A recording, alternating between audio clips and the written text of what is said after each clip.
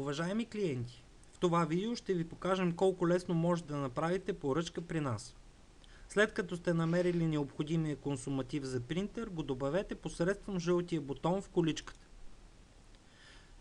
В падащата количка имате възможност да промените бройката посредством бутоните плюс и минус или да изтриете даден артикул. Системата автоматично показва колко пари остават, докато достигнете безплатната доставка. Щом сте избрали необходимите артикули, можете да пристъпите към финализиране на поръчката чрез бутона Поръчка. От тук системата дава възможност да изберете една от опциите за завършване на поръчка. В нашия пример ще завършим поръчката, като създадем нова регистрация от раздел Нови клиенти. Попълват се полетата с необходимите данни за профила и натискате бутона Регистрация.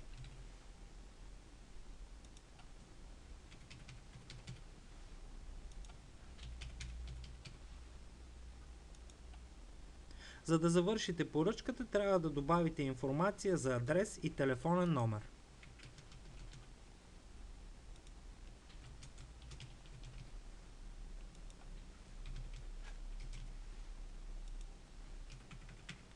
Ако желаете фактура, поставете отметка в полето "Желая фактура на фирма" и попълнете изисканите данни за фирмата.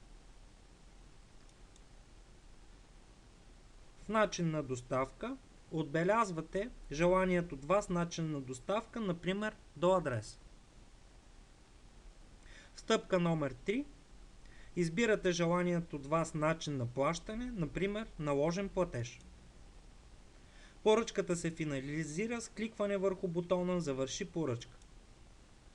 Ще получите имейл, че поръчката ви е изпратена успешно. Благодарим ви, че избрахте Econs.bg.